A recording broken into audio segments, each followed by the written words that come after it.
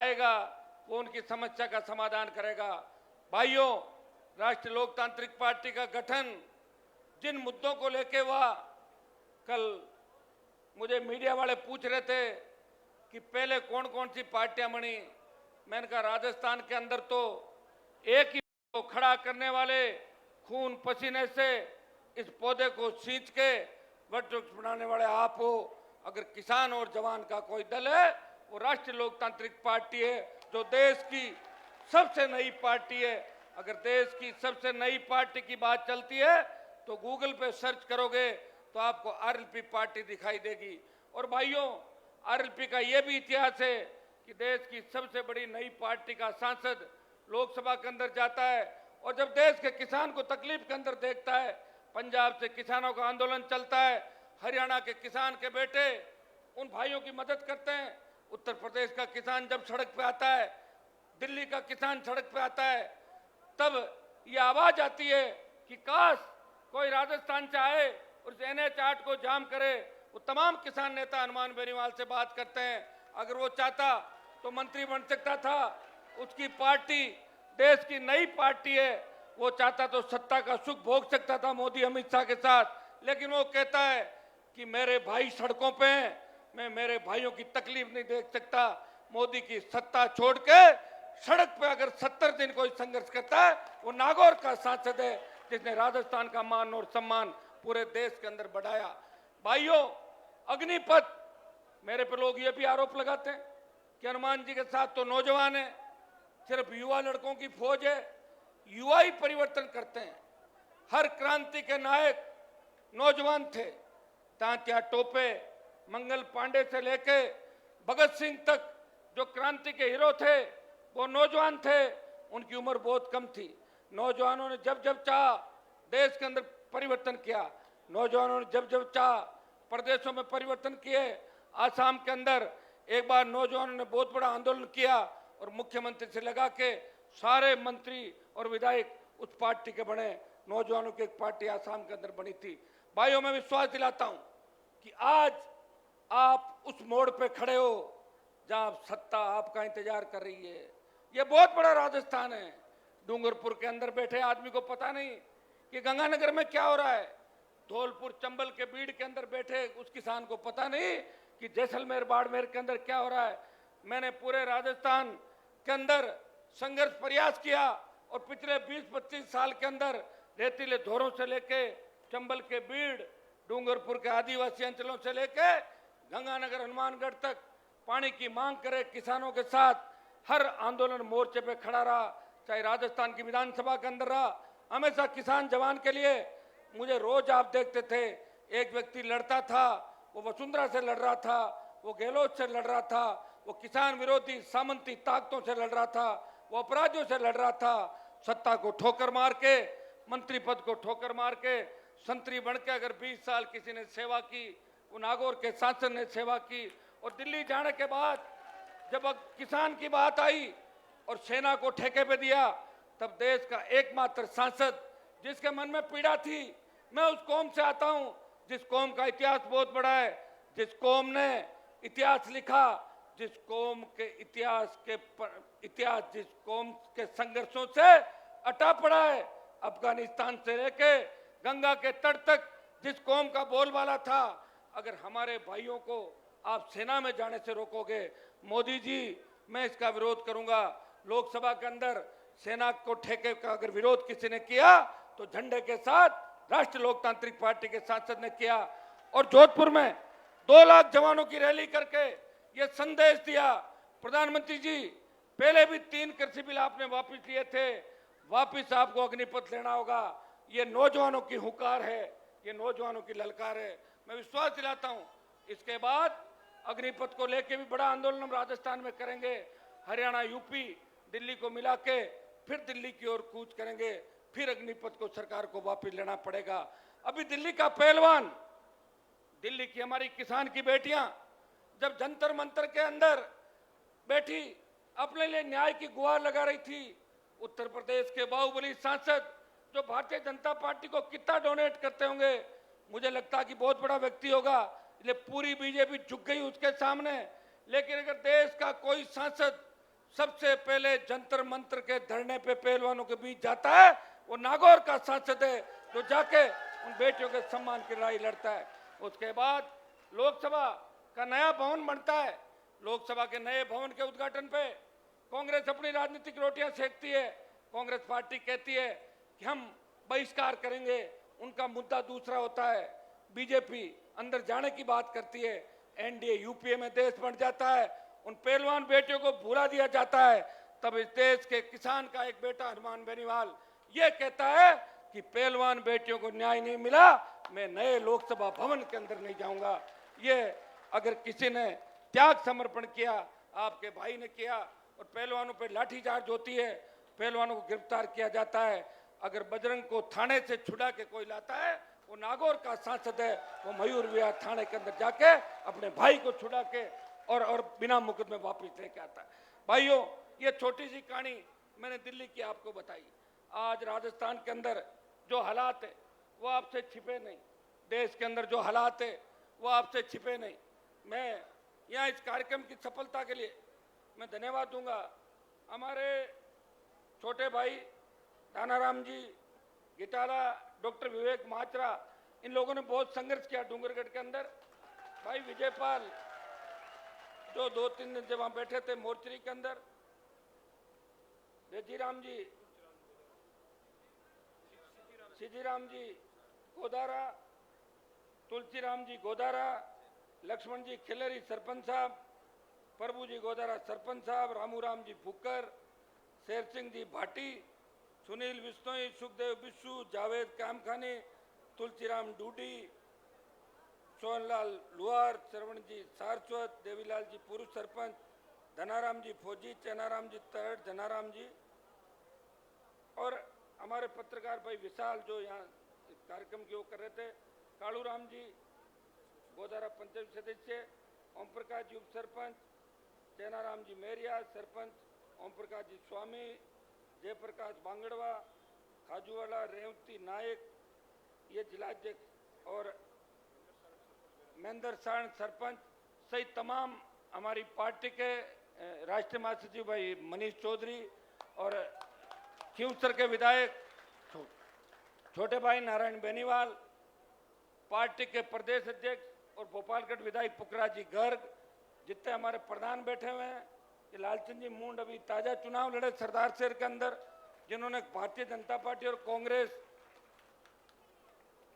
का दिमाग ठीक कर दिया था। सीताराम जी बैठे बगल में, चौधरी साहब बैठे उधर हमारे ताऊ जी, और तमाम ये हमारे सारे प्रवक्ता, पार्टी के सारे पदाधिकारी, सम्मानित मंच और हजारों की तादाद के अंदर उपस्थित मौजूद बुजुर्गों, नौजवान साथियों, मेरे भाइयों, आज राजस्थान उस मोड़ पे खड़ा है। आप देखिए मुख्यमंत्री जी का बयान देखिए, किस तरह बयान दे रहे मुख्यमंत्री, और दिल्ली वालों को देखिए, जो भी उनके खिलाफ बोलता है उसको सीबीआई का डर दिखा देते हैं, ईडी का डर दिखा के उस नेता का मुंह बंद कर देते हैं। ये तो लोकतंत्र खतरे में है, लोकतंत्र की हत्या हो रही हिंदुस्तान के अंदर, लोगों को बोलने का अधिकार नहीं। अगर आम आदमी बोलना चाहता है तो राजस्थान की सरकार भी उसे तंग करती है और दिल्ली की सरकार भी तंग करती है। कांग्रेस की जब सरकार बनी थी राजस्थान के अंदर, तब ये बात चली थी कि किसानों का कर्जा माफ होगा। राहुल गांधी ने कहा था 1, 2, 3, 4, 5, 8, 9, 10 दिन में संपूर्ण कर्जा माफ। किसी ने पर्ची पकड़ाई और राहुल गांधी ने बोल दी 10 दिन में कर्जा कैसे माफ होगा, बताओ मुझे। और कर्ज माफ के लिए अगर बीजेपी के लोग कांग्रेस पर आरोप लगा रहे हैं वो झूठे हैं, वो भी चाहे तो कांग्रेस बीजेपी दोनों मिलकर, स्टेट और दिल्ली मिलकर देश के किसानों का कर्जा माफ कर सकती है। कर्जा माफी के आंदोलन को अगर हवा किसी ने दी तो नागौर के अंदर जब हमने हुंकार भरी थी और मध्य प्रदेश, मंदसौर और उन इलाकों में किसानों ने कर्ज माफी के आंदोलन को लेकर सीने पे गोलियां खाई और पूरे देश में कर्ज माफी के आंदोलन को हवा मिली थी। भाइयों, कर्जा माफ पहली आवश्यकता है। सरकार रात कैंप लगा रही है और बातें कर रही है, और प्रधानमंत्री जी तो लग रहा है किसानों के इतने विरोधी हो गए, उन्हें किसान नाम से ही नफरत हो गई। इसलिए प्रधानमंत्री को और उनकी पार्टी को चाहिए कि वोट लेने के लिए खाली ईडी, सीबीआई के अलावा किसान जवान की जो मौलिक समस्याएं, जो मूलभूत समस्याएं, उनका समाधान करे। किसान का कर्जा राजस्थान के अंदर संपूर्ण कर्जा माफ हो देश के किसान का कर्जा माफ हो। भाइयों, ये 4 सालों के अंदर कर्ज नहीं चुकाने के कारण 19,422 किसानों की जमीन कुड़क कर ली सरकारों ने। इससे ज्यादा क्या बात होगी, आप बताएं मुझे। आज हालात बद से बदतर होते जा रहे हैं। हमारे किसानों के बेटे जीतते तो समाज के नाम से और किसान के नाम से। कोई अशोक गहलोत को पॉलिटिकल पापा कहता है, कोई वसुंधरा को अपनी मम्मी कहता है और वोट आपसे लेता है और मम्मी पापा दूसरों को कहते हैं। उन लोगों का भी हमें ध्यान रखना होगा। हमें ऐसे लोगों को जिताना है। एक आप लोग क्या दयालु बहुत हो, आपको दया आ जाती है, लेकिन दया एक बार ही करो, दोबारा नहीं। अगर कोई कपड़े फटा हुआ सड़क पे घूम रहा है तो उसको एक बार अच्छे कपड़े बना दो और एक बार सिखा दो, और फिर भी वो नहीं मानता है, उसको घर बिठा दो, दूसरे को मौका दो। ऐसे तो जीवन निकल जाएगा, कैसे काम चलेगा। जिस डूंगरगढ़ के अंदर मैं भाषण दे रहा हूं, वहां वीर तेजा जी के भक्तों की, जसनाथ जी के भक्तों की, राम साहब पीर भैरून जी के भक्तों की, तमाम जो हमारे बीगाजी महाराज के भक्तों की कितनी बड़ी संख्या है। हाँ, ये सही है कि पिछली बार भी आपने कांग्रेस भाजपा को हरा दिया था, लेकिन जिताया किसको? जिसको जिताया, क्या वो काम करने में कामयाब रहा? जिस पुल से, ये जिस रेलवे ट्रैक से मैं आया हूँ, 15 मिनट 20 मिनट तो मेरी गाड़ी फंसी रही। अगर कोई एम्बुलेंस आए और उसमें गंभीर मरीज हो, मुझे लग रहा है उसे ऊपर ही जाना होगा, इस ट्रैफिक के अंदर वो गुजर नहीं सकता। इस रेलवे के आरओबी का निर्माण अगर 4 साल में आपका विधायक ने करा चुका और वो अशोक गहलोत की गोद में बैठा हुआ है, मुझे तो अचंभा होता आपके एमएलए का। एक बार तो जब सरकार गिर रही थी तब हल्ला हुआ था कि मैया जी कहाँ गए, बोले पायलट के साथ गए, और शाम को हल्ला हुआ कि पायलट के बाड़े से निकल के गहलोत के चले। कितनी स्पीड से भागे होंगे देखो आप। तो गजब की फुर्ती, गजब की फुर्ती दिखाई दिन शाम। और काश ऐसी फुर्ती वो डूंगरगढ़ के विकास के अंदर दिखाते। मैं तो सत्ता के खिलाफ हूं, मोदी भी मेरे नाराज है, गहलोत नाराज, वसुंधरा मुझे देखना नहीं चाहती, फिर भी खींवसर के अंदर आप जाके देखिए, शायद खींवसर विधानसभा क्षेत्र के अंदर 7-8 तो कॉलेज सरकार ने डर से खोल दिए थे। हमारे पूर्ववर्ती सरकार ने खोले, अब की सरकार ने 5 खोल दिए। और अब वहां झगड़ा सड़कों का नहीं है। नागौर, खींवसर, मेड़ता और इन इलाकों में झगड़ा यह है कि सड़क 375 नहीं 5.5 मीटर बने, ये झगड़ा चालू हो गया। 375 का तो झगड़ा ही समाप्त हो गया। और मुझे लग रहा बीकानेर में तो जहाँ कोलाहित के अंदर 14 को प्रभु जी और ये रैली कर रहे हैं, वहां तो अभी भी ऐसे गांव होंगे जो सड़क मार्ग से नहीं जुड़े। मैंने राजस्थान को नापा है, जगह जगह बहुत से इलाके ऐसे हैं जहाँ के जनप्रतिनिधि सुस्त और कमजोर है, उन इलाकों में विकास नहीं हो रहा है। डूंगरगढ़ प्यासा है, डूंगरगढ़ की धरती पानी मांग रही है। वो पीने का पानी यहाँ का आम आदमी मांग रहा है और सिंचाई का पानी यहाँ के लोग मांग रहे हैं। अगर हमारे नेताओं की सोच ठीक होती, 60 साल पहले इंदिरा गांधी नहर सहित हरियाणा से जो नहरें आती है, अगर राजस्थान के अंदर उन नहरों से सिंचित क्षेत्र बढ़ा दिया जाता तो हमारे बच्चे भी इंग्लैंड, अमेरिका, जर्मनी के अंदर पढ़ते। लेकिन नेताओं की सोच अच्छी नहीं थी। उनकी सोच थी कि मैं, मेरा बेटा, मेरे बेटे की बहू और मेरा भतीजा या मेरा भांजा, इससे आगे नहीं बढ़े और आपको विकास के अंदर पीछे धकेल दिया। मैं धन्यवाद दूंगा नौजवानों का। क्या महाराष्ट्र गए, गुजरात गए, मद्रास गए, बेंगलोर गए, हैदराबाद गए, आपने वहां पे समाज का मान सम्मान बढ़ाया और यहाँ से हजारों हजार बच्चों को वहां रोजगार दिया।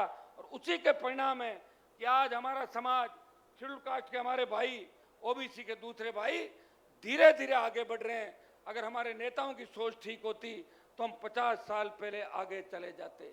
आज अगर हम आगे आए हैं तो इसमें सोशल मीडिया का बहुत बड़ा योगदान है।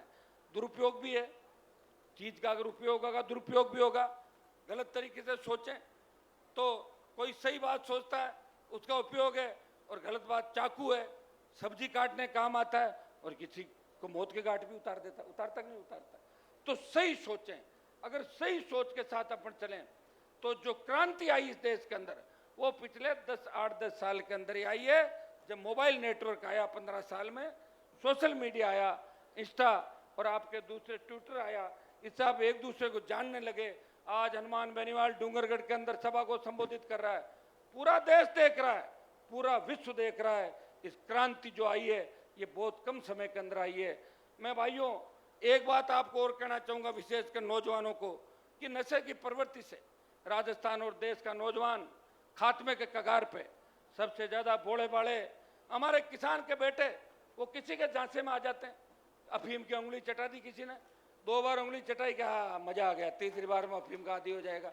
इसमें एक एमडी, चर्च, गांजा, मेरे विरोधी तो मेरे लिए भी कह देते हैं कि हनुमान जी इतना कैसे घूम रहे कि अफीम खाते हैं। देखो दिमाग खराब हो रहा है उन लोगों का। अरे अगर मैं ही अफीम खाता तो फिर मैं सत्ता के अंदर कभी का चला जाता। अफीम खा के 2003 में ही सत्ता में थे, मना कौन कर रहा था? अफीम खाता और वसुंधरा के साथ घूमता, कौन मना करता? मुझे कोई करता क्या मना? 2003 में चला जाता, फिर मेरे 20 साल खराब क्यों करता मैं? ये विरोधियों की बातें, उनको तकलीफ है, ये क्यों घूम रहा है, ये क्यों जगा रहा है, ये क्यों होशियार कर रहा है। ये होशियार कर हमें भी जाना पड़ता है। लोग कहते हैं हनुमान जी घूम रहे हैं, आप क्यों नहीं घूम रहे हो? तो पड़े पड़े वोट नहीं देंगे, इसलिए वो जा रहे हैं आपके बीच, जाके इस तरह की बातें करेंगे। आप चिंता नहीं करें, मेरे से रात को 2 बजे भी आप मिलते हो, दिन में भी मिलते हो, और ये चिंता जरूर मेरी करते हो कि हनुमान जी किस मिट्टी के बने हैं, जो रात को चलते हैं, दिन में चलते हैं। और सरकार मेरी नहीं है, फिर भी मेरे पास कोई व्यक्ति आता है, मैं मना नहीं करता कि आपका काम नहीं करूंगा। मैं फोन उठाता हूं, एसपी, आईजी, डीजी, कलेक्टर, जिसको फोन करना होता है फोन करता हूं। गरीब को गणेश मान के सेवा करता हूं, और इसी का परिणाम है कि आज तपती धूप के अंदर अपने भाई को आशीर्वाद देने के लिए हजारों लाखों की तादाद के अंदर खड़े हो। मुझे याद है जब 2018 के अंदर बीकानेर की रैली हुई थी, वो रैली सबसे बड़ी रैली थी। उस जो मेडिकल कॉलेज का ग्राउंड था, उसको न तो कोई भर पाया और न कोई भरेगा। हाँ, कुर्सियां लगा के तो भर सकते हैं, ये सही बात है। कुर्सियां लगा तो थोड़ी थोड़ी होकर, जैसे मोदी की सभा में कुर्सियां लगाते हैं, और भाजपा की सभाओं का ट्रेंड है कि 10,000 कुर्सी लगा देंगे और उस भीड़ को 1 लाख बता देंगे।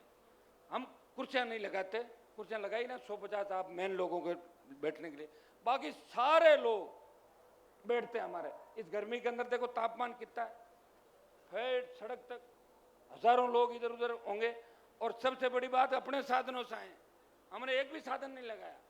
ये होता है अपने व्यक्ति के लिए समर्पण। और मुझे पूरा विश्वास है कि डूंगरगढ़ का 1 लाख वोट और शेड्यूल कास्ट का 50,000 वोट, और हमारे जो भाई हैं सिद्ध, ये तो हमारा खून का रिश्ता है। सिद्ध, जड़, सिख, विष्णु, ये तो सब अपने एक हैं। ये मेघवाल लोग आ जाएंगे, नाइक बावरी समाज के लोग आ जाएंगे, ओबीसी के हमारे भाई आ जाएंगे। डूंगरगढ़ के अंदर तो ब्राह्मण बनिया तमाम समाज मेरे से कांटेक्ट है। वो कहते हैं कि साहब विकास कराओ, 70 साल में कुछ भी नहीं हुआ। आपके यहाँ एमएलए मैंने देखे कई लोगों को, तो किस तरह के विधायक चुन चुन के आप भेजते हो जो मजाक के पात्र बन जाते हैं राजस्थान के अंदर। तो ऐसा काम हमें नहीं करना। इस बार एक चीज तय करनी है कि हमें राष्ट्रीय लोकतांत्रिक पार्टी का विधायक डूंगरगढ़ से बनाना है। मैं आपको विश्वास दिलाता हूं कि मारवाड़ से तूफान चलेगा। मारवाड़ कहाँ है वो भी बता दूं मैं आपको। आप थोड़े से मारवाड़ के कोने पे हो, सुजानगढ़, डूंगर, वैसे मारवाड़ में आते हो आप लोग, थोड़ा सा ही मानते में थोड़ा सा अटके। नागौर, जोधपुर, बाड़मेर, जालोर, सिरोही, पाली, 43 सीटें मारवाड़ की, और 35 सीट पे राष्ट्रीय लोकतांत्रिक पार्टी 1 नंबर और 2 नंबर पर रहेगी। 35 सीटों पे 25 से ज्यादा सीट हम मारवाड़ के अंदर जीतेंगे। 1-1, 2-2 तो आप भी निकालोगे कि नहीं निकालोगे? 2-3 बीकानेर से निकालना, हनुमानगढ़, गंगानगर, चूरू से बैठे हैं। चूरू, सीकर, झुंझुनू, जयपुर, अजमेर, भीलवाड़ा, चित्तौड़, टोंक, भरतपुर, अलवर। बन गई सरकार आपकी? कैसे नहीं बन रही बताओ? कई जगह वोट ले लेंगे, और जहाँ ठीक ठाक वोट है वो दे देंगे अपने भाइयों को। मिलते जुलते भाई आ जाएंगे अपने सारे के सारे। ये चौमू से बैठा मेरे छुट्टन यादव, आप बताओ, इसने 45-50 हजार वोट लिए। पिछली बार आसिंद के अंदर गुजर उम्मीदवार था, 45-50 हजार वोट लिए। कोटपुतली से लेके नीम का थाना, सीकर से लेके, और बल्लभनगर में जो ताजा चुनाव हुआ था 1 साल पहले, वहाँ उदयलाल डांगी जो किसान के बेटे हैं, उन्होंने 50,000 वोट लेके भाजपा की जमानत जब्त करा दी थी उदयपुर के मेवाड़ के अंदर। जिस मेवाड़ को भारतीय जनता पार्टी का गढ़ कहा जाता है, वहां भारतीय जनता पार्टी की जमानत जब्त हुई। और लगती दरियावा ट्राइबल की सीट थी, उसमें आरएलपी बीटीपी का समर्थित उम्मीदवार भाजपा को 3रे नंबर पर धकेलता है। भाइयों, अपनी ताकत को पहचानो। एक ही चीज तय कर लो, अगर कोई भाई कांग्रेस के अंदर बैठा है अपना काम निकाल रहा है तो 2-1 महीने काम निकाल लो, जैसे ही आचार संहिता खत्म हो टूट पड़ो अपने भाई की तरफ, सारे आरएलपी के अंदर आ जाओ। कोई बीजेपी के अंदर बैठा है, कोई अर्जुन राम मेघवाल से काम निकालना चाहता है, निकाल लो, मेरे कोई दिक्कत नहीं, लेकिन वो काम निकलेंगे नहीं उससे, ये भी मैं आपको मैं जानता हूं उनको। काम निकाल लो, मौका लगते ही अपने भाई की मदद कर दो। जब मैं तुम सब के लिए अपना जीवन समर्पित करके सत्ता छोड़ के लड़ाई लड़ रहा हूं, तो तुम 23 की लड़ाई इस किसान कौम के लिए और किसान जवानों के सपने के राजस्थान के लिए लड़ो। भाइयों, आज जो पेपर लीक की घटनाएं हो रही राजस्थान के अंदर, हर पेपर आउट हो रहा है। आप देखिए, आरपीएससी एग्जाम करा रही है, आरपीएससी का मेंबर गिरफ्तार होता है, माध्यमिक शिक्षा बोर्ड जाड़ोली को पकड़ने के लिए पुलिस जाती है और जाड़ोली कहता है कि मुझे अगर पकड़ लिया मैं उन तमाम नेताओं के नाम ले दूंगा जो मेरे साथ शामिल है, उसको रोक दिया जाता है। कर्मचारी चयन आयोग पेपर आउट होता है, भर्तियां रद्द हो जाती है। ये भर्ती रद्द का सिलसिला कोई यहीं से नहीं चला, वसुंधरा के समय भी भर्तियां रद्द हुई थी और गहलोत ने वसुंधरा का रिकॉर्ड तोड़ा, कांग्रेस ने भारतीय जनता पार्टी के भ्रष्टाचार का रिकॉर्ड तोड़ा, पेपर लीक का रिकॉर्ड तोड़ा। और भाइयों, राजस्थान के अंदर ईडी की एंट्री हो गई, पहले टीडी आई थी और अब राजस्थान में ईडी आ गई और ईडी कार्रवाई कर रही है। मुख्यमंत्री जी बौखला गए ईडी को देख के। आप मुख्यमंत्री जी, आप कौन सी कार्रवाई नहीं करते? आप ऐसी भी कार्रवाई करते हो, जो आपके खिलाफ बोलता है उसके मुकदमे दर्ज करते हो। आपने इंस्ट्रक्शन दे रखे राजस्थान के अंदर सिर्फ कांग्रेस के लोगों के काम होंगे, बाकी नहीं होंगे। आप कौन सी पक्षपात नहीं करते? आप ही द्वेषता रखते हो तो दिल्ली वालों को मौका लगता है, वो तो काम ही कर रहे हैं, उनका तो धंधा ही है दिल्ली वालों का, वो तो सरकार में ही ऐसे ही बैठे हैं। मुझे तो कई बार लगता है कि कई इलेक्ट्रॉनिक वोटिंग मशीन है, वो अपने हिसाब से तो वोट नहीं डाल रही बीजेपी के, डर लगता है कहीं साड़ी जाएगी कि नहीं जाएगी 24 के अंदर, ये डर हम लोगों को सता रहा है।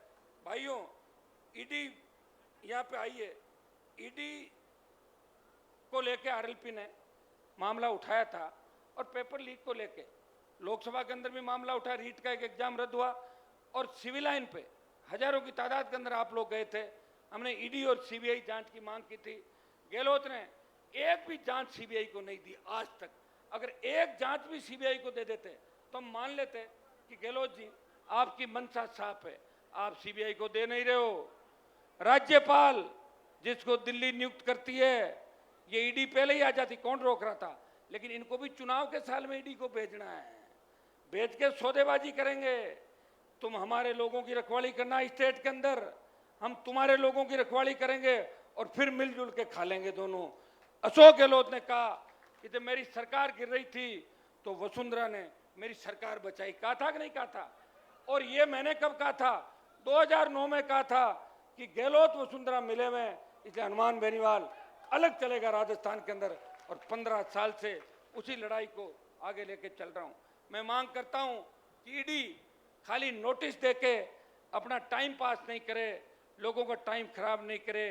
ईडी मुकदमा दर्ज करे, उन तमाम राजनेताओं के नाम उजागर करे जो पेपर लीक की घटनाओं में लिप्त है, उन तमाम नेताओं के नाम उजागर करे जिनके रिश्तेदार कोचिंग चला रहे हैं, जिनके कोचिंग सेंटर है, जिन पे आरोप लगे थे, उन लोगों को भी ईडी को खुला करना चाहिए। भाइयों, आरपीएससी बहुत बड़ा लेन देन इस मामले के अंदर हुआ और हम मांग करेंगे आज भी इस माध्यम से कि ईडी को खाली पॉलिटिकल माइलेज के लिए दुरुपयोग नहीं करके इसमें जो भी धन का लेन देन हुआ है उसके अंदर सरकार ईडी मुकदमे दर्ज करे, उन लोगों की गिरफ्तारी करे, ये हम मांग करते हैं। और अशोक गहलोत से भी एक मैं मांग करूंगा। अशोक गहलोत ट्वीट करते हैं, अशोक गहलोत ये कहते हैं कि बहुत बड़ा भ्रष्टाचार हो रहा है, खुद कहते हैं। अरे मुख्यमंत्री जी, जब आपके राज्य में भ्रष्टाचार हो रहा है, आप मुख्यमंत्री हो, या तो झूठ मत बोलो और सच बोल रहे हो तो गिरफ्तार कर लो। भ्रष्टाचार कौन कर रहा है? संजीवनी के अंदर दिल्ली के मंत्री पे आरोप रोज लगा रहे हैं, तो आप बता दो कि दिल्ली वाले आप मिले हुए तो नहीं हो, या तो आरोप लगाना बंद करो और या सच्चाई उजागर करो। ये तो हंसी मजाक का खेल हो गया। क्या आप लोगों को बरगला रहे हो, लोगों के अंदर भ्रामक प्रचार फैला रहे हो। आपकी मंशा क्या है, उस मंशा को क्लियर करना चाहिए। अगर कोई दोषी है कार्रवाई करो, और कोई दोषी नहीं है तो बंद करो बात, क्योंकि सीएम के पास सारी ताकतें। एक बार विधानसभा के अंदर वसुंधरा खड़ी होकर बोली, जब मैं बोल रहा, बोले आप तो आपराधिक प्रवृत्ति के हो। मैंने कहा मैडम, मैं आपराधिक प्रवृत्ति का हूं, मैंने कोई लूट खसोट नहीं करी, मैं तो जवानों के लिए लड़ता था। आप मुख्यमंत्री हो राजस्थान की, मुझे गिरफ्तार क्यों नहीं करती?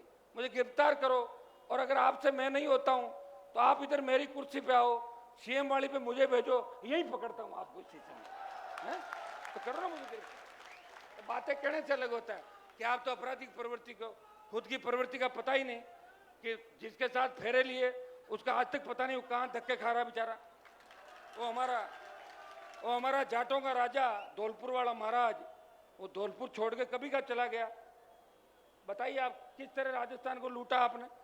जाट की बहू, गुजर की बेटी, उसकी समदन राजपूत की बेटी, पता नहीं कितने कितने समाजों की बात करके बड़े बड़े लोगों को ठगा। हर कोई चुनरी ओढ़ा रहा, हर कोई मैडम का हाथ फेर रहा है चुनरी। क्या सिस्टम है बताओ मुझे। तो बहुत गलत तरीके से लूट खसोट इन दोनों ने मिलके की राजस्थान के अंदर। और अशोक गहलोत खुद ही बोल गए कि वसुंधरा अगर नहीं होती तो मेरी सरकार नहीं बचती। इसका मतलब मैं सही बोल रहा हूं भाइयों। 20 सालों में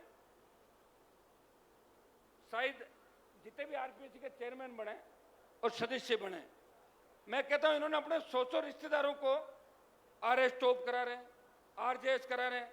उनके 2nd डिवीजन ग्रेजुएशन में, 3rd डिवीजन 10th 12th में, और पोस्ट ग्रेजुएट में 2nd डिवीजन। वो कैसे टॉप कर सकता बताइए मुझे। ये इसकी जांच कौन करेगा? स्टेट गवर्नमेंट सीबीआई के लिए लिखे, सीबीआई जांच करेगी।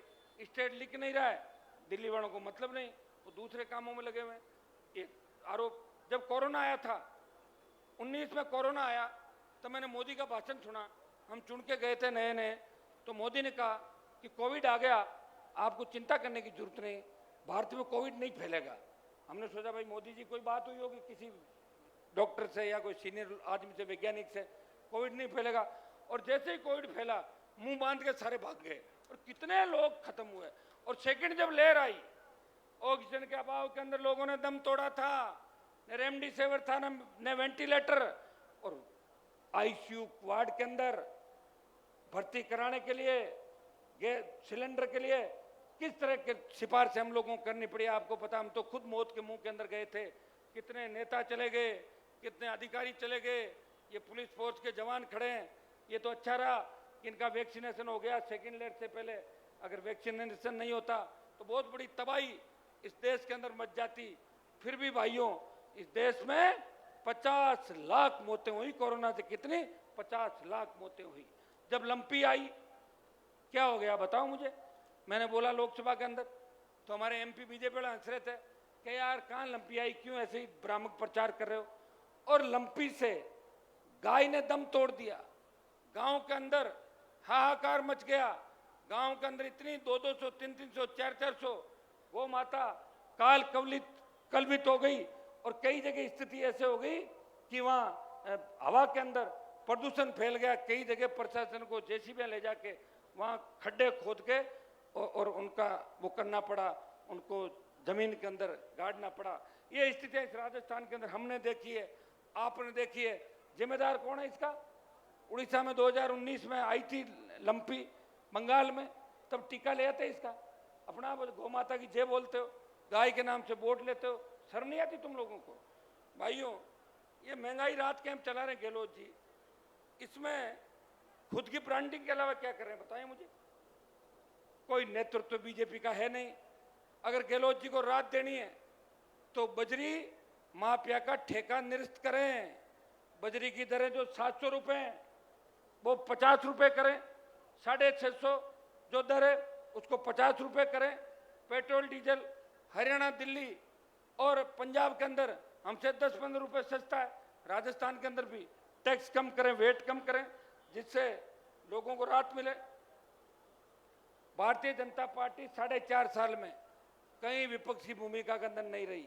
अगर विपक्षी भूमिका किसी ने निभाई तो राष्ट्रीय लोकतांत्रिक पार्टी के तीनों विधायक, चाहे रीट का मामला हो, पेपर लीक का मामला हो, चाहे दलितों पर अत्याचार का मामला हो, विधानसभा से सस्पेंड हुए, हमेशा बेल के अंदर धरने पे अगर विपक्ष का काम किसी ने किया तो आरएलपी ने विधानसभा में, और हनुमान बेनीवाल ने, चाहे ईआरसीपी का मामला हो 13 जिलों की जो ईस्टर्न कैनाल परियोजना है, चाहे राजस्थान को विशेष राज्य का दर्जा देने की बात हो, दिल्ली में बढ़ती महंगाई को रोकने की बात हो, टिड्डी कोरोना की बात हो, राजस्थान के लंबित मुद्दों का मामला, पंजाब हरियाणा राजस्थान को उसके हिस्से का पानी नहीं दे रहा है, अगर इस आवाज को पुरजोर तरीके से बल दिया तो नागौर के सांसद ने इस प्रदेश के किसान और जवानों की पैरोकारी करी, अपने जिले के अलावा 25 लोकसभा क्षेत्रों की पैरोकारी करी, 24 सांसद मोदी का जयकारा लगाते हैं, एक सांसद वीर तेजाजी महाराज और किसान कौम का जयकारा लगा के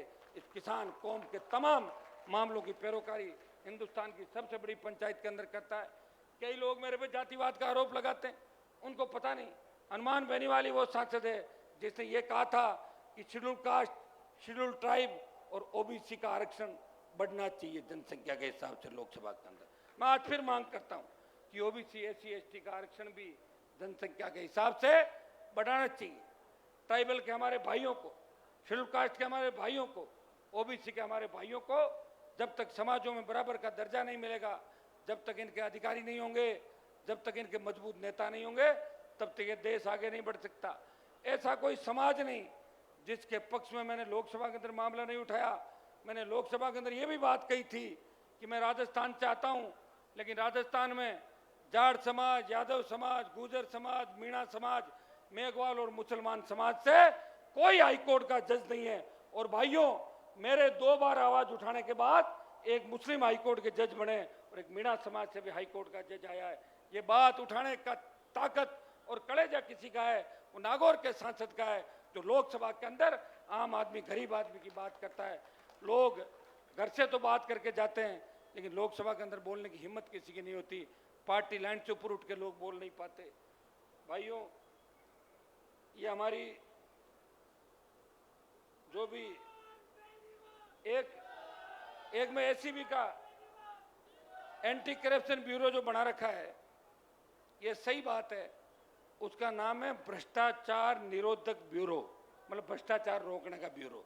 लेकिन उसमें आप देखोगे ना तो 80% उन लोगों की नियुक्ति होती है जो भ्रष्टाचार करके धाप जाते हैं पूरा, और उसको पचाने के लिए वो लास्ट में जाते हैं एसीबी में। मैं कई लोगों को कहता हूं, आप कहां जाना चाहते हो? क्या मैं सिर्फ एसीबी में जाना चाहता हूं और अगली बार आपके पास आ जाऊंगा। मैं क्यों? कि क्या कि बहुत कुछ कर लिया, 100 करोड़, 50 करोड़, 200 करोड़, पचाए कैसे? तो घूम घूम के टाइम पास करना। एसीबी में चले जाएं, कोई पकड़े नहीं, वहीं जाके बैठ जाओ। एसीबी की अगर जांच की जाए ना खुद की, तो 80% एसीबी में सारा भ्रष्टाचार वहीं मिलेगा। जगह जगह एडिशनल एसपी बिठा दिए, आपने चौकियां खोल ली। काम क्या कर रहे हो चौकी वाले? वो पहले ही कह देते हैं मेरे पास सारी सूचना, चुपचाप पैसे दे जाना। सारों की बंदी तय है राजस्थान के अंदर। इसको कौन रोकेगा? मजबूत लोकायुक्त राजस्थान के अंदर बने, सशक्त लोकायुक्त बने। लोकायुक्त तो है यहाँ पे, मैंने लोकायुक्त की रिपोर्ट पढ़ी थी। उस लोकायुक्त की रिपोर्ट के अंदर लिखा हुआ था 12 मुकदमे कि मुख्यमंत्री पे एफआईआर दर्ज की जाए। लोकायुक्त रिपोर्ट किसको करता है? सीएम को करता है। सीएम को रिपोर्ट करता है, रुक रहे, सीएम को रिपोर्ट करता है। और सीएम खुद के खिलाफ एफआईआर कैसे करेगा बताओ मुझे? अभी मुझे कोई कह दे कि हनुमान जी आपको आपके खिलाफ कार्रवाई करनी, मैं कैसे करूंगा? आप बताओ मुझे। लोकायुक्त ने वसुंधरा गहलोत के खिलाफ 12 एफआईआर दर्ज करने की रिकमेंड करी। वो कैसे कर सकते हैं? अगर लोकायुक्त के पास शक्तियां होती तो लोकायुक्त खुद मुकदमा दर्ज करता और उन्हें सलाखों के पीछे डालता। सशक्त लोकायुक्त राजस्थान के अंदर बने, ये मांग भी राष्ट्रीय लोकतांत्रिक पार्टी करती है। भाइयों, एसीबी ने 2 सालों में 556 लोक सेवकों के खिलाफ परिवाद दर्ज किए, लेकिन 514 अधिकारियों के खिलाफ इनके विभागों के मुखिया ने जांच की अनुशंसा नहीं की, मुकदमे दर्ज नहीं हुए। 500 से ज्यादा मामलों में ट्रैप हो गए, पकड़े गए रंगे हाथों, लेकिन अभियोजन स्वीकृति नहीं मिली और कई मामलों में एफआईआर लग गई और कई मामलों में जातीय दबाव बना के किसी जाति का व्यक्ति पकड़ा गया और उस जाति के नेता अगर मजबूत है और सरकार को लगता है कि जाति से वोट मिल सकते हैं और इस आदमी को फ्री करने से हमें 5 वोटों का लाभ मिल सकता है, एफआईआर दे दो। अभी जो स्वीकृति नहीं मिली, तो इसमें कौन बदलाव करेगा? हम मांग करते हैं कि जो व्यक्ति ट्रैप हो जाता है उसे तब तक फील्ड पोस्टिंग नहीं दी जाए जब तक उसका फैसला नहीं हो। अलग अदालतें जरूर बनाइए, लेकिन अदालतों में सूचियां लंबी पड़ी है। अगर ट्रैप के बाद भी आप अगर सबूत मांगते हो और वेट करते हो और उस व्यक्ति को वापस फील्ड पोस्टिंग देते हो और वो 60 साल तक नौकरी करता है, उसके बाद आप क्या बिगाड़ लोगे? 2 साल से ज़्यादा सजा नहीं है आपकी, स्टे ले लेगा अकेला, जीवन निकल जाएगा उसका। तो कुछ न कुछ इस मामले में सरकारों को सोचने की आवश्यकता है। आज आरपीएससी के चेयरमैन का नाम बार बार आ रहा है। चेयरमैन को ईडी को गिरफ्तार करना चाहिए। चेयरमैन पे हमने आरोप लगाए थे, जब जब प्रमोटिव पुलिस के अधिकारी आरपीएससी के चेयरमैन बने, चाहे हबीब खां गोरान हो, अपनी बच्ची के नंबर पर डालिए, खुद के ही बताओ। मैंने कहा क्या कर दिया आपने? तो लोग कह रहे थे कि चेयरमैन साहब कह रहे हैं कि दूसरों का तो मदद रोज ही करते हैं, खुद का भी तो करना चाहिए, कभी खुद ही लेके और कॉपी बढ़ा दिए नंबर। आप बताइए, ये अब की बार बने आपका श्रोत्रिय, जब जब प्रमोटी बने भट्टा बैठ गया आरपीएससी का, तो इसमें एफआईआर दर्ज करके इसको सजा देनी चाहिए। डूंगरगढ़ के ज्ञापन है ना, ज्ञापन कहाँ है? ज्ञापन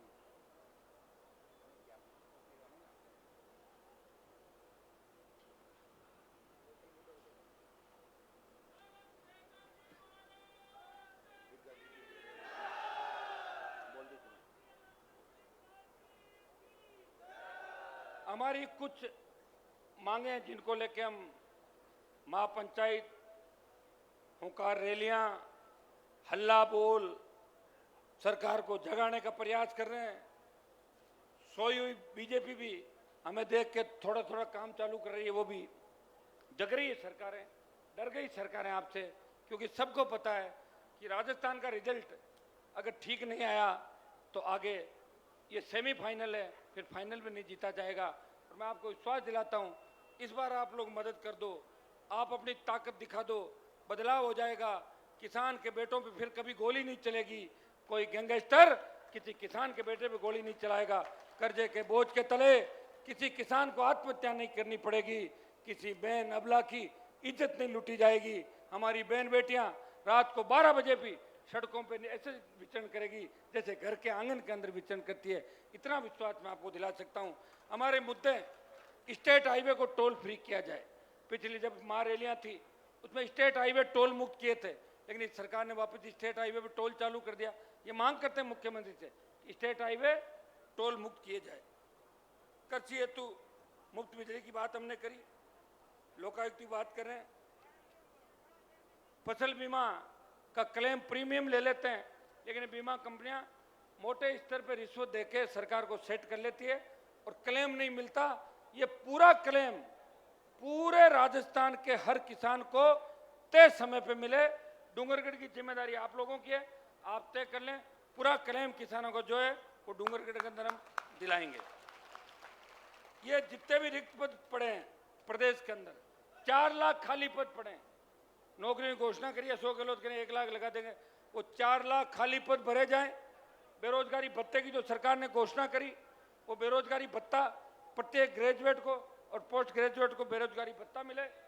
पेट्रोल डीजल का वेट हम करें, कम करें। लंपी के अंदर जो गाय काल कवलित हुई, उन पशुपालकों को राहत दें। बढ़ते अपराधों को रोकथाम के लिए कानून की नीति बनाई जाए। डूंगरगढ़ के कुछ इश्यू है, 10 गांवों को जोड़ने वाली डेलवा से लादड़िया सड़क का निर्माण शीघ्र कराया जाए। इसको भिजवा रहे हैं हम आप लोगों के। डूंगरगढ़ के बिदासर रोड पे आरोपी, इसकी तो मैं घोषणा करके जा रहा हूं कि 2-5 दिन में इसकी स्वीकृति जारी करा के जल्दी काम चालू कर देंगे।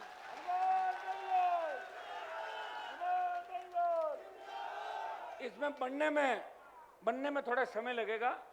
कहीं आप कह दोगे एक ही दिन में खड़ा कर दो, वो नहीं होगा। एक दिन में टेंडर होगा, काम चालू जल्दी करा देंगे और स्पीड से इसको बढ़ा देंगे। बनने में थोड़ा समय लगेगा, क्योंकि 70 साल की समस्या है, समाधान में समय लगता है, ये मैं आपको विश्वास दिलाता हूँ। दिल्ली वाले जो सड़क मंत्री है, ये मेरी छोटी मोटी बात मानते हैं, ये मैं आपका करा दूंगा। इसमें अर्जुन राम को कहने की आपको आवश्यकता नहीं, मैं बता दूं आपको, ठीक है। डूंगरगढ़ शहर के पानी बारिश को लेकर जो निकासी का मामला है, इसकी भी हम आपके करवा रहे हैं। इसको भी ग्रामीण क्षेत्रों में आबादी विस्तार है तो आवश्यक कार्रवाई, तो पूरे राजस्थान की समस्या है, इसकी भी बात करेंगे। डूंगरगढ़ नगर पालिका में भ्रष्टाचार की हम लिख के देके उच्च स्तरीय कमेटी से जांच भी करवा देंगे। डूंगरगढ़ में पत्रकारों की एक बात आई, भूखंड की, बिल्कुल लिखेंगे। डूंगरगढ़ क्षेत्र में स्थित अस्पतालों विद्यालयों में रिक्त पद भरे जाएं। शहरी क्षेत्रों में पेयजल की समुचित व्यवस्था, नहरी पानी की उपलब्धता करवाने की बात हम लोग करेंगे। गैर कृषि उपभोक्ताओं को निर्बाध विद्युत आपूर्ति सुनिश्चित की जाए, इसका समाधान भी कराएंगे। आपको पता है पिछली बार जब आपका किसानों का, जब मैं विधायक था, बहुत बड़ा धरना 17-18 के अंदर लगा था। रात को मैं आया था उस धरने के अंदर और आपकी सारी मांगे भी मनाई थी। मैं कोई पहली बार नहीं आ रहा हूँ, मैं तो हमेशा जहाँ भी आवश्यकता होती है आपके बीच खड़ा मिलता हूँ। डूंगरगढ़ में लोड के अनुसार नए जीएसएस, ये एक बार तय कर लेते हैं कितने जीएसएस बनाने, उतने जीएसएस आपके डूंगरगढ़ में सारे स्वीकृतियाँ करा देंगे। और ये कोशिश करेंगे चुनाव से पहले पहले सारे तैयार हो जाएं आपके, ये मैं पूरा प्रयास करूँगा। बिजली की पुरानी लाइनों को तत्काल दुरुस्त करने और जलदाय विभाग के पास लंबित नए नलकूप ऑडिट के नाम पर घरेलू कचरे, ये जो गलत भेज रहे हैं आपको बिल, इन सब का भी वापस हम करवा देंगे। ये जितना मांग पत्र डूंगरगढ़ का, बीकानेर का और तमाम जो राजस्थान की समस्याएं लेके आज हजारों की तादाद के अंदर आपने आके मुझे संबल प्रदान किया, मैं आपको विश्वास दिलाता हूं कि मुझे भी लड़ते लड़ते 25 साल से ज़्यादा समय हो गया। 1993-94 से लेके विश्वविद्यालय कॉलेज के ज़माने से, पारिवारिक संघर्षों से, समाज के माफियाओं से, पर्यटन भूमाफिया, शराब माफियाओं से, बड़े नेताओं से जिनके नाम की तूती बोलती थी, एक किसान के बेटे ने लंबी लड़ाई लड़ी, अपनी विचारधारा नहीं बदली। मेरे सामने से सत्ता कई बार गुजरी और कई बार धन संपत्तियां भी गुजरी, लेकिन हनुमान बेनीवाल ने अपनी नीयत को डोलने नहीं दिया। हमेशा एक ही बात का ध्यान रखा, मैं उसमें करोड़ों लोगों की आस्था है, मैं मेरे भाइयों के लिए लड़ूंगा। पहले अगर कोई लड़ते तो हमें लड़ाई लड़ने की आवश्यकता नहीं थी, पहले वाले लोग सो गए थे, ये लड़ाई हमें लड़नी पड़ी। मैं धन्यवाद दूंगा बीकानेर जिले के नौजवानों का कि राजस्थान में अगर नौजवान सबसे बड़ी तादाद के अंदर हल्ला बोल करते हैं तो बीकानेर का नौजवान, शेखावाटी के नौजवानों की तर्ज पे हर मामले में राष्ट्रीय लोकतांत्रिक पार्टी का आह्वान, एक छोटे से ट्वीट के बाद हजारों की तादाद के अंदर आप कलेक्ट्रेट पहुंच जाते हो। लूणकंसर से लेके तमाम खाजवाड़ा से लेके इन इलाकों में लगातार हमारे छोटे भाई एक्टिव है, मजबूत स्थिति में। मैं चाहता हूं कि नई पीढ़ी के नेता बने, नए नेता बने। नए नेता तैयार करने का अगर मंच है, कोई फैक्ट्री है, वो राष्ट्रीय लोकतांत्रिक पार्टी है जो सबसे ज्यादा नए नेता तैयार करती है। भाइयों, एक बार राष्ट्रीय लोकतांत्रिक पार्टी पे भरोसा करें। मेरी लड़ाई मेरी नहीं है, मेरी लड़ाई आपकी है, खुद की। मैं आपके लिए लड़ रहा हूं। मुझे दिल्ली के अंदर लोग कहते हैं कि राजस्थान में क्या होने वाला है। दिल्ली में लोग कहते हैं कि कोई मार्कशीट मंगवा सकते हो क्या, आप डिग्री दिलवा सकते हो क्या, हमारे यहाँ तो बंद हो गई, वहाँ फर्जी डिग्रियाँ मिल रही है। आप साहब राजस्थान चाहते हो, वहाँ तो बीजेपी की 150 सीट आएगी, एक बार कांग्रेस एक बार बीजेपी। मुझे चिढ़ है इस बात की, इसलिए लड़ाई लड़ रहा हूँ। मैं कहता हूँ मैं परिवर्तन करूंगा राजस्थान के अंदर, मेरे भाइयों को सिंहासन तक लेके जाऊंगा। सिंहासन का रास्ता मैंने आपको दिखा दिया। भाइयों, नेता तो आपके जिले में भी बहुत हैं, टोल के ठेके ले लिए, रॉयल्टी के ठेके ले लिए, अथाक पैसा है। मुझे लग रहा है कि ईडी इधर नहीं आ जाए घूमती घूमती, इसका भी ध्यान रखना, कोई पता नहीं चलता ईडी का। एक हनुमान बेनीवाल है, मैं ऐसे ही थोड़ा ही कह रहा हूँ, ऑनलाइन सर्च कर लो। मेरे हिसाब से देश के शायद सबसे गरीब एमपी में अगर नाम आएगा तो 1-2 नंबर पे मेरा ये गरीब एमपी में देश के अंदर, ये भी तय। ऐसे नहीं कह रहा हूँ, ये सारी चीजें आप आजकल ऑनलाइन है सारा सिस्टम, फिर भी कोई नहीं कह सकता कि हनुमान बेनीवाल के पास राजस्थान में 1 इंच जमीन है, किसी टोल में ठेका है, बजरी में ठेका है, शराब में ठेका है, फार्म हाउस है, ये है वो है। सबको पता है, एक व्यक्ति एक विचारधारा लेके चला, जिद्दी हूं, मैंने जिद कर ली कि राजस्थान को बदलूंगा, मैंने जिद की कि वसुंधरा को उसके पास उसके दोस्त मोदी के पास भेजूंगा, भेज दिया। मैंने जिद की अशोक गहलोत के बेटे को हराऊंगा, हरा दिया। मैंने जिद की नए नेता तैयार करूंगा, इस भ्रष्टाचार का खात्मा करूंगा, अपराधियों को राजस्थान से भगाऊंगा और उन हार्डकोर अपराधियों को जिनकी तूती बोलती थी उनका भी ऑपरेशन किया। और अगर जिनका नहीं किया तो कई लाइन में है, अपने आप हो जाएगा, चिंता नहीं करें। आप तो एक ही चीज की चिंता करें कि इस बार राष्ट्रीय लोकतांत्रिक पार्टी को मजबूत करना है। मारवाड़ की स्थिति मैंने आपको बता दी, बीकानेर चूरू से हनुमानगढ़ गंगानगर की तरफ आप ये तय कर लें कि तमाम सीटें आरएलपी जीतेगी।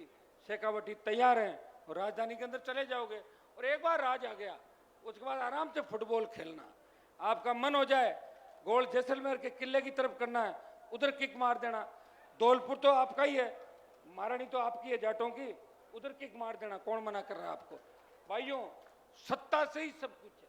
लोकतंत्र के अंदर कलम की ताकत से अपने लोगों का भला कर दो और जनता की ताकत से सरकार को झुका दो। सरकार को तो झुका ही रहे हैं, झुकाते झुकाते सरकार की आदत पटक दी झुकने की। लेकिन लोकतंत्र के अंदर चलेगी जब कलम की ताकत आपके पास आएगी। मैं धन्यवाद दूंगा बीकानेर के आरएलपी की पूरी टीम को कि हमारे जिस राजू बावरी की पुलिस ने वहां गलत तरीके से राजू को, नागौर की पुलिस ने जिस तरह हत्या का प्रयास किया, हत्या की और उसके बाद बीकानेर छोड़ गए। वो खत्म हो गया था नागौर के अंदर, लेकिन खुद बचने के लिए बीकानेर के अंदर हॉस्पिटल में छोड़ के चले गए। शर्म आती है हमें ऐसी बात कहते हुए। और वहां का एसपी किस तरह झूठे बयान दे रहा है, ये भी एक शर्मनाक बात है। दुर्भाग्य कि आदमी अपनी पोस्ट पे बैठे भी ध्यान नहीं रखता कि मुझे क्या करना क्या नहीं करना। अगर गरीबों का हम ध्यान रखना छोड़ देंगे तो फिर कैसे गरीबों की रखवाली कौन करेगा। बताओ, ये गहलोत जी की सरकार है तो कहते दलित की सरकार है, शोषित की, ऐसी सरकारें हैं क्या।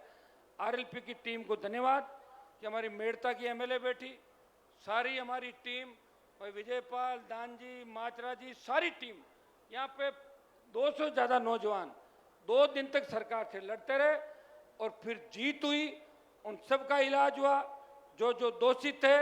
और आज चूंकि इंदिरा जी हमारे बीच इसलिए नहीं आई कि 12 तारीख को रिया उनके इलाके के अंदर बजरी माफिया के खिलाफ हल्ला बोल है, इसलिए मैंने कहा कि आप 2 दिन वहां टाइम दो, यहाँ आपकी उपस्थिति यहाँ मान लेंगे लोग बाग। आप 2 दिन बीकानेर के अंदर थी, उन्होंने कहा मेरी छुट्टी भी करना, मैं दोबारा डूंगरगढ़ के अंदर वो आएगी। एक महिला किस तरह संघर्ष कर रही है आप देखिए, वो पढ़ी लिखी नहीं है फिर भी पढ़ी लिखी महिलाओं से आगे संघर्ष करी, जूझ रही है वो अपने समाज के लिए, किसान के लिए और आरएलपी पार्टी के लिए। मैं तीनों विधायकों को धन्यवाद दूंगा। जब अमित शाह, बीजेपी के लोग और गहलोत सारी पार्टियां तोड़ रहे थे, बीटीपी टूट गई, कॉमरेड भाग गए, बसपा भाग गई, लोकदल भाग गया, सिर्फ एक ही पार्टी राजस्थान का मान सम्मान बचा रही थी, वो आरएलपी थी। वो टूटी नहीं और न टूटेगी। ये मैं विधायकों को धन्यवाद दूंगा कि सुख और दुख के अंदर तीनों विधायक मेरे साथ खड़े रहे और मेरी अनुपस्थिति में भी विधानसभा के अंदर इनकी परफॉर्मेंस अच्छी रही और सड़क पे भी ये हमेशा लड़ते हुए आपको नजर आ रहे हैं। आप सबको बहुत बहुत धन्यवाद। डूंगरगढ़ में नौजवानों को और किसानों को ये कहना चाहूँगा, किसान आशीर्वाद रखें, नौजवान संघर्ष करें, एक चीज तय करें कि 23 के अंदर डूंगरगढ़ विधानसभा सीट राष्ट्रीय लोकतांत्रिक पार्टी के खाते में जानी चाहिए। क्योंकि आपने तीसरे मोर्चे को वोट डाला था पिछली बार जो वोट डाला था वो कम्युनिस्ट पार्टी को डाला था, कोई दिक्कत नहीं। वो व्यक्ति आपके भी लड़ाई लड़ रहा था और हम लेट आए थे और आपने कहा था अब के तो हाँ भर ली, लेकिन अब की बार तो मेरी हाँ तो 10 साल से एडवांस ही चल रही है, अब की हाँ इस बार मेरी रखना कि आरएलपी पार्टी बोतल का चुनाव चिन्ह है, इसके नुमाइंदे को हम चुन के राजस्थान की विधानसभा के अंदर भेजेंगे। तमाम हमारे आयोजकों को डॉक्टर विवेक मात्रा, दानाराम जी गिताला, बीकानेर की पूरी टीम जिन्होंने इस कार्यक्रम को, मेरे विधायकों को, प्रदेश पदाधिकारियों को, सारी आरएलपी की डूंगरगढ़ की बीकानेर की टीम को जिन्होंने ऐतिहासिक कार्यक्रम को सफल बनाया। और सबसे बड़ा धन्यवाद आपको कि 10 बजे से लगातार आप मेरा इंतजार कर रहे हो। कई बार मैं आपसे माफी भी चाहता हूं कि सारे कार्यक्रमों में नहीं पहुंच पाता। बच्चे हर शादी में मुझे बुलाते हैं, आजकल फोटो भी छपवा लेते हैं, जिद करके बैठ जाते हैं। कई तो कहते हैं कि आप नहीं आओगे तो घोड़ी पे ही नहीं चढ़ूंगा, मुझे भागदौड़ करनी पड़ती है। अभी 6 महीने का समय है ना, थोड़ा सा मेरी भी चिंता करो। एक व्यक्ति है, हर जगह नहीं पहुंच पाता, मुझे माफ कर दो, दोबारा आता रहूंगा, फिर बाद में चाय पीने आ जाऊंगा और आ जाऊंगा घर पे। जिद नहीं करें, और टेलीफोन भी काम हो तो ही करें। रात की 2 बजे फोन करके रहो, कहीं करो भाई जी छुट्टियां हो बैठा हो, ये क्या मतलब है चीजें। एक व्यक्ति को थोड़ा सोचने का टाइम भी दो, प्रयास ये करो। काम सारे बता दो मुझे, काम की कोई चिंता नहीं, काम कर देंगे, ये तो तय है।